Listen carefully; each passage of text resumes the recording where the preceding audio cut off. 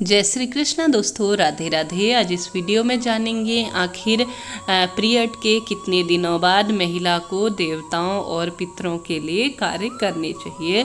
जैसे कि हर एक महिला को हर एक माह में पीरियड का सामना करना पड़ता है। ऐसे में श्राद्ध पक्ष हो या अमावस्या की तिथि हो जब पितरों के लिए होती है, और हिंदू धर्म में हर दिन ही त्योहार का व्रत का पड़ता ही है। ऐसे में हर एक महिला जो कि परिवार की केंद्र बिंदु होती है, उसे समस्त दैवीय, सामाजिक और धार्मिक कार्य एक साथ लेके चलना पड़ता है। ऐसे में हमारे मन में कई बार इस शंका से हम गिर जाते हैं कि किस तरह हम देवताओं को भोग लगाएं, कब भोग लगाएं, पितरों की पूजा कैसे करें।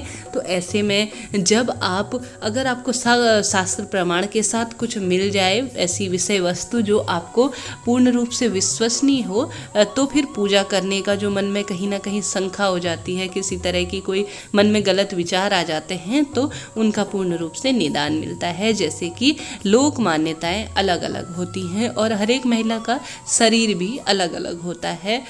फिर इसके हिसाब से जैसे कि धार्मिक मान्यताएं क्या कहती हैं, शंख स्मृति में वर्णित यह श्लोक जो कि आप स्क्रीन पर देख पा रहे होंगे, इसमें साफ साफ लिखा हुआ है शब्दों में कि महिला 4 दिन पूर्ण होने के पश्चात 5वें दिन से देव कार्यों के लिए और पति कार्यों के लिए, पितृ कार्यों के लिए मानी जाती है। तो जिस दिन से आपका रक्त स्राव हो रहा हो, उस दिन को लेकर चल के जो 4 दिन कंप्लीट हो जाने के पश्चात 5वें दिन आप पूर्ण रूप से साफ सुथरे हो जाइए, बाल इत्यादि धोकर पूर्ण रूप से साफ वस्त्रों को धारण करके चौथे दिन के बाद 5वें दिन आप देवताओं के लिए भोग लगा सकती हैं, पितरों के लिए भोग लगा सकती हैं। परंतु यह बात भी ध्यान रखिएगा कि महिला का शरीर सबका अलग अलग होता है।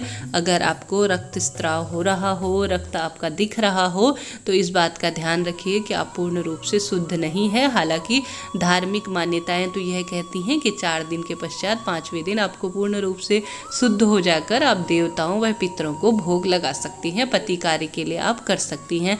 परंतु जब तक पूरा शरीर शुद्ध ना हो जाए, मन कहीं ना कहीं गवाही नहीं देता है। तो इस बात का ध्यान रखिए कि जब आपका शरीर पूर्ण रूप से शुद्ध हो जाए, उसके बाद ही आप भोग लगा लीजिएगा। हालांकि धार्मिक मान्यताएं यह कहती हैं, परंतु जो मैं बातें बता रही हूँ वह सामाजिक मान्यताएं हैं। कहीं कहीं पर यह कहा जाता है कि आपको 5 दिन पूर्ण होने के बाद 6ठा दिन जो आता है उसमें देव कार्य करने चाहिए, देवताओं को भोग व पितरों को भोग लगाना चाहिए। परंतु कहीं कहीं पर यह भी मान्यता है कि देवताओं के लिए तो 6 दिन के बाद भोग लगाना चाहिए, परंतु पितरों के लिए 7 दिन बाद भोग लगाना चाहिए। यह मान्यता मानी जाती है। आपके साइड कैसा रिवाज है, जैसे कि राष्ट्र रीति, क्षेत्र रीति और कुल रीति के अनुसार कार्य चलते हैं। हमेशा गृह कार्यों में जो धार्मिक मान्यताएं होती हैं, उनमें कहीं ना कहीं कुल की मान्यता, समाज की मान्यता मायने रखती है। और साथ ही महिलाओं का सबका अलग अलग शरीर होता है, परंतु धर्मशास्त्र यह कहता है कि 4 दिन पूर्ण होने के बाद 5 दिन में 5वें दिन से आप धार्मिक कार्य कर सकती हैं। तो इसके अकॉर्डिंग आप अपनी पूजा पाठ, व्रत, धर्म, पितरों का कार्य कर सकती हैं। आप चाहें तो 4 दिन के बाद 5वें दिन आप पूजन इत्यादि कर सकते हैं। आप चाहें तो 6 दिन बाद कर सकते हैं। आप चाहें तो 7वें दिन में, जब पूर्ण रूप से स्वच्छ हो जाए, शरीर पूरा शुद्ध हो जाए, उसके बाद आप पूजन कर सकते हैं। वीडियो से संबंधित कोई आपके सवाल हो तो मुझे ज़रूर बताइएगा, मैं जवाब देने का पूर्ण कोशिश करूँगी। वीडियो यूजफुल रहा हो तो चैनल को लाइक, शेयर और सब्सक्राइब जरूर करें। जय श्री राधे।